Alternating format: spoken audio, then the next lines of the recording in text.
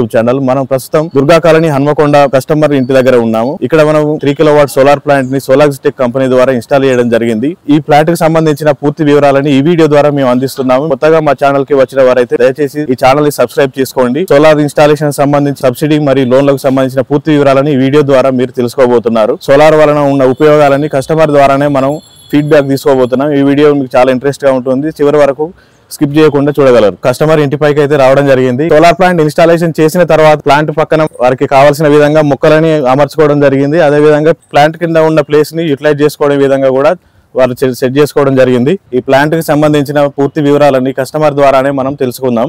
ఇప్పుడు కస్టమర్ మన వద్ద ఉన్నారు. సార్ పేరు రాజ్ కుమార్ గారు, ప్రగలపాటి రాజ్ కుమార్ గారు. ప్రముఖ స్వచ్ఛంద సంస్థలలో చాలా సంవత్సరాలుగా 20 నుంచి 25 సంవత్సరాల అనుభవం ఉంది. పర్యావరణ రక్షణకు సంబంధించి మరియు సంక్షేమ కార్యక్రమాలకు సంబంధించి సార్ చాలా సేవా కార్యక్రమాలను నిర్వహిస్తున్నారు. గత 25 సంవత్సరాలుగా రాష్ట్ర స్థాయిలో అనేక సేవా కార్యక్రమాలను చేపట్టారు. సేవా కార్యక్రమాలను అందించడమే కాకుండా మారుతున్న టెక్నాలజీని ఎప్పటికప్పుడు అప్డేట్ అవుతూ వారు స్వయంగా తెలుసుకుంటూ మరియు నలుగురికి తెలిసే విధంగా సోలార్ ప్లాంట్ ని కూడా ఇన్స్టాలేషన్ చేసుకోవడం జరిగింది.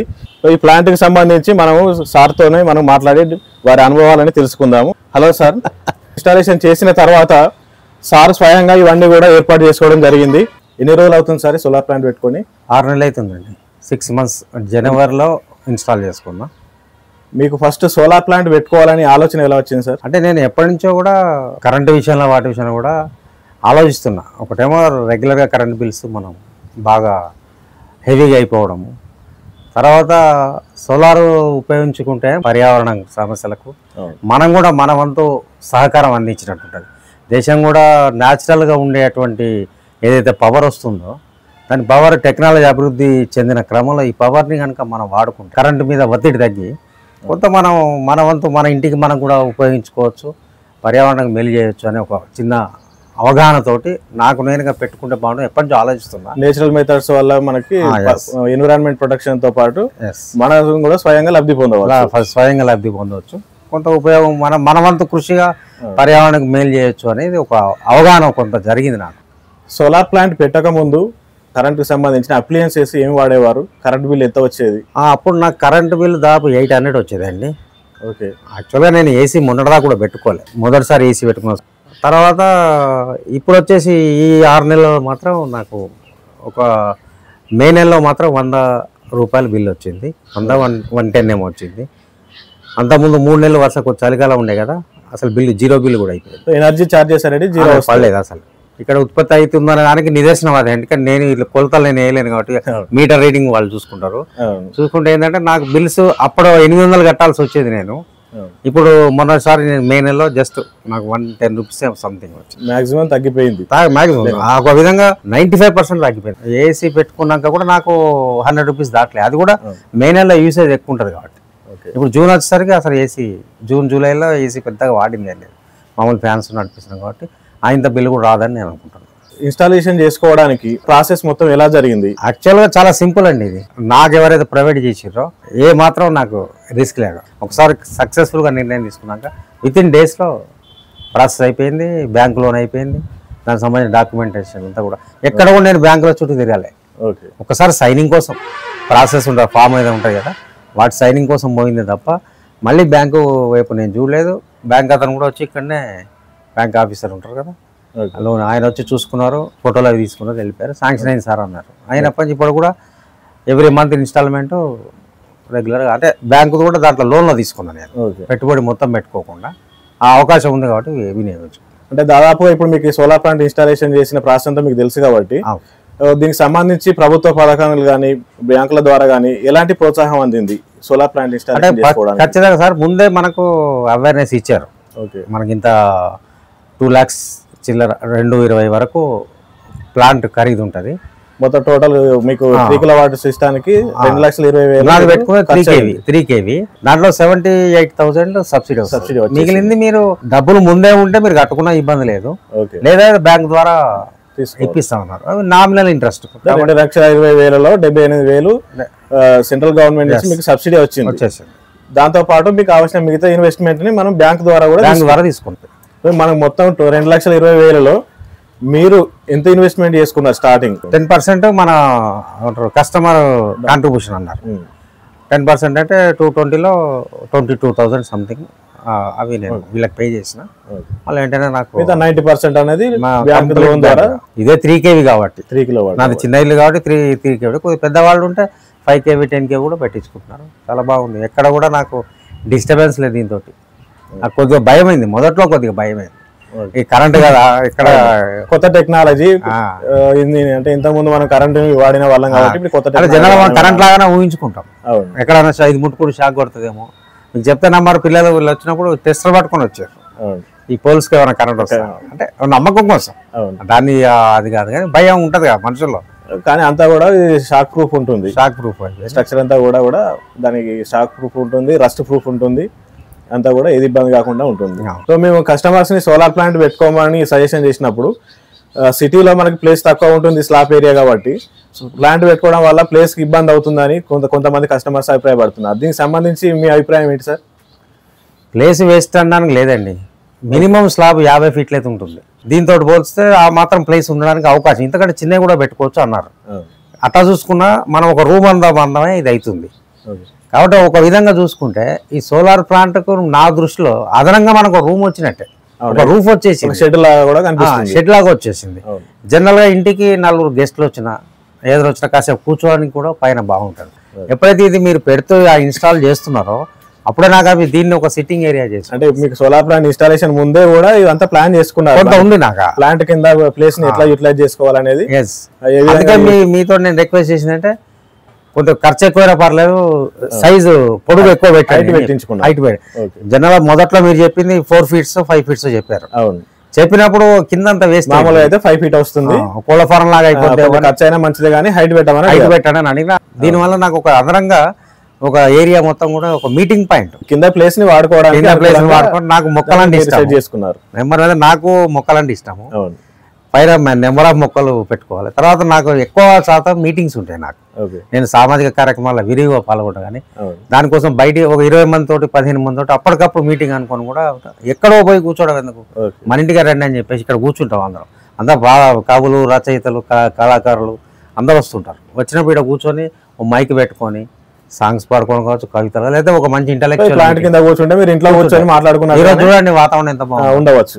మళ్ళీ ఇంట్లో రూమ్ లోనే కూర్చోవడం, ఇంటి పనికి దీనికి ఇబ్బంది కాకుండా అందరం పైకి వచ్చేస్తాం, కాసేపు సరదాగా మాట్లాడుకుంటాం. అంటే నేను మల్టీపర్పస్ గా వాడుకోవడానికి ఇది బాగుంటుందనే ఉద్దేశంతో అట్లా ఈ బెంచీలు కూడా పర్మనెంట్ కట్టించుకున్నాం. సిమెంట్ బెంచీల మీద గద్దెల్లాగా కట్టేది. ఇక్కడ 20 మందిని ఈజీగా మనం కూర్చోవచ్చు.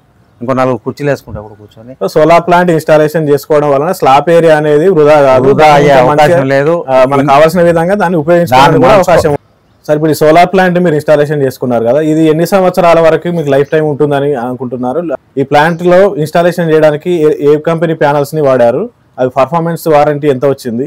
ఈ డీటెయిల్స్ సంబంధించి ఏమని చెప్పగలరా? మన స్టార్టింగ్ అప్పుడే మనకు చెప్పారండి 30 years మనకు ఉంటుంది అన్న.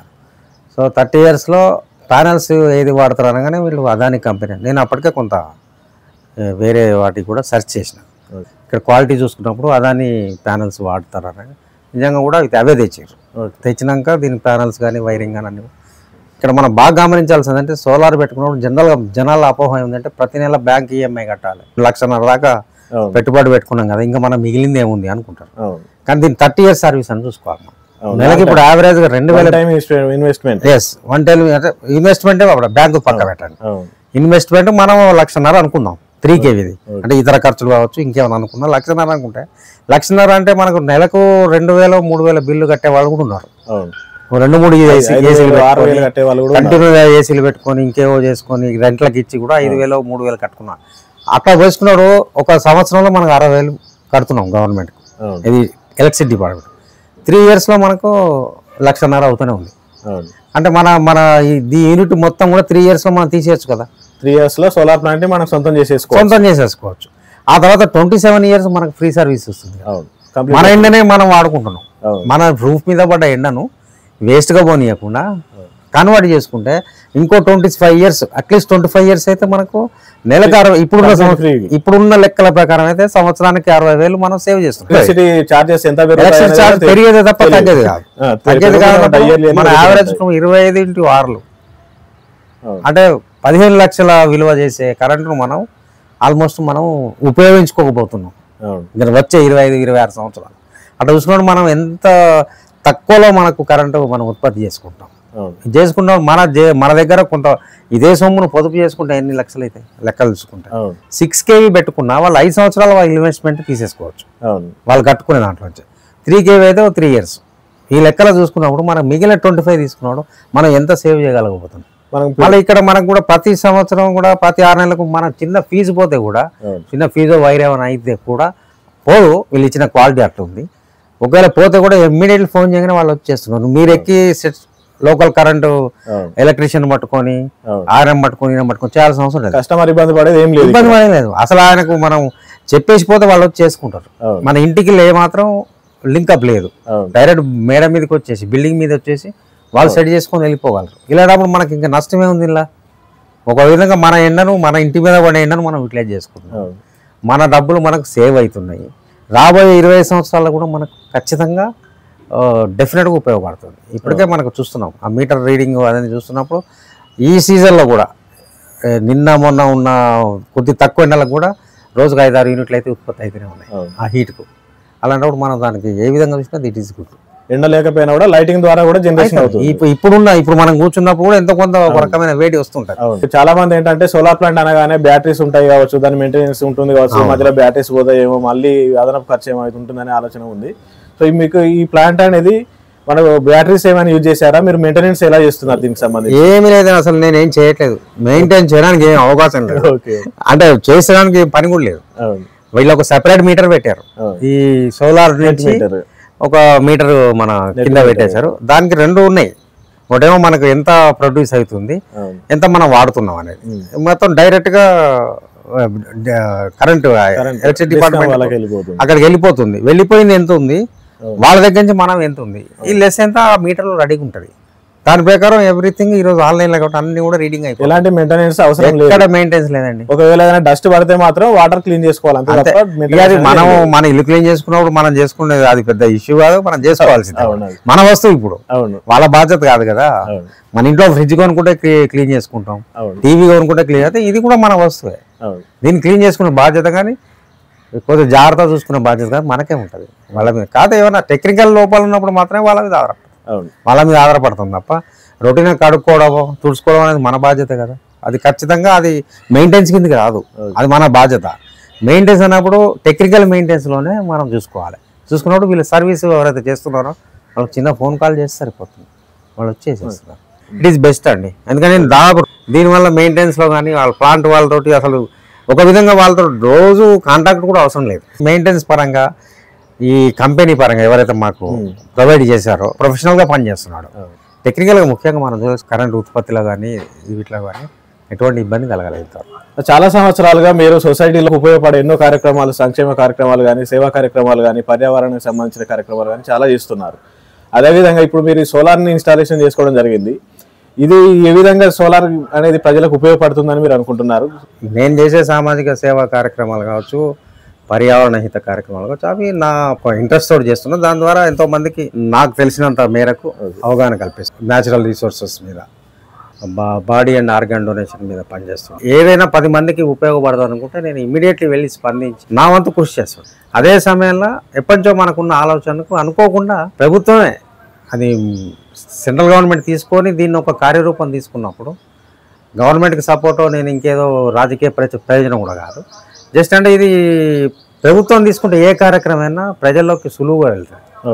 మీరు నేను ఇండివిజువల్గా చెప్తే ఒక 10 మంది మించో 5 మించో చెప్పలేము. కానీ ప్రభుత్వం చెప్పినప్పుడు ఏమైందంటే ఒక్కసారిగా సమూలమైన మార్పు వస్తుంది. ఈరోజు వరంగల్ జిల్లాలో నాకు తెలిసి ఒక 5-6 వేల మంది వాళ్ళ ఇంటి మీద ఈరోజు సోలార్ పెట్టుకున్నారు. అంటే మనం మార్పు తీసుకురావడానికి ప్రభుత్వం తీసుకోవడం అనేది చాలా ప్రధాన కారణం. ప్రభుత్వం తీసుకోవడం విరివిగా ప్రచారం చేసింది.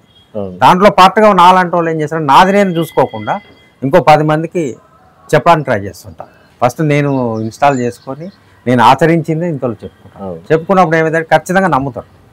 అరే ఈయనేం మాటలేదు చెప్తున్నాడు, ఈయన పెట్టుకోలేదు కదా అలా కూడా నేను పెట్టి చూపించినాకనే ఇప్పుడు చెప్తున్నా. దీని ద్వారా ఖచ్చితంగా లాంగ్ రన్లో కూర్చున్నా కాదు, వితిన్ 3-4 ఇయర్స్లో దీని రిటర్న్స్ మనం అనుభవిస్తాం. ఖచ్చితంగా మనకు చాలా బాగుంటుంది. అది గంటాపదంగా మనం చెప్పవచ్చు. టోటల్గా మన కరెంట్ బిల్లు కట్టుకోవడం కంటే సోలార్ పెట్టుకోవడం బెస్ట్. కరెంట్ బిల్లు కట్టుకోవడం కంటే అంటే కట్టుకునే స్తోమత ఉన్నా కానీ అనవసరంగా ఎందుకు అని, ఎందుకంటే అక్కడ కట్టుకున్నది మనది మనం ఉత్పత్తి చేస్తున్నాం నేచురల్ గా, అంటే ఒక విధంగా తీసుకోవచ్చు. మనం కూడా ఒక చిన్నపాటి యూనిట్ ద్వారా మనం కరెంటును ఉత్పత్తి చేస్తున్నాం. ఎంత మనం మన ఇంట్లోనే మన కరెంట్ తయారవుతుందంటే మనకు ఒక రకమైన తృప్తి ఉంటుంది కదా. ఆ తృప్తికి ముందు ఈ బిల్లు పెద్ద విషయం కాదు నాకు తెలిసి. అయితే అయినా అట్లా చూసుకున్నాం, ఎకనామిక్గా చూసుకున్నా, ఖర్చు పరంగా చూసుకున్నా చాలా సేఫ్ అవుతుంది మనకు. డెఫినెట్గా ఈరోజు మీరు 2000, 3000, 5-6 వేలు బిల్లు కట్టేస్తున్నారు. వాళ్ళతో చూసినప్పుడు మనం ఇది ఎంతో సేవ్ చేసినట్టే. ఇప్పుడు 3 kV అన్నారు, 5 kV అంటే కొంచెం పెద్దగా వస్తుంది. 5 kV పెట్టుకుంటా అని నాకు ఎక్సెస్ డబ్బులు వచ్చే అవకాశం కూడా ఉంది. మరి ఎక్సెస్ ఉత్పత్తి అయితే ఏం చేస్తారంటే ఆ ఎక్సెస్ మనకు వాళ్ళు డబ్బు రూపంలో ఎవ్రీ 6 months అకౌంట్ చూసి మనకు రిటర్న్ ఇస్తారని చెప్పి తెలిసింది. ఉంది కాబట్టి మనం ఆ విధంగా కొంత అదనపు ఆదాయం కూడా సమకూర్చుకోవచ్చు కదా. మన ఇంటి మీద ఉత్తగా పోనీయకుండా మన కరెంటు రూపంలో 2000 మిగిల్చుకున్నాడు కాక ఇంకో 1000-2000 సంపాదించుకోవచ్చు కదా.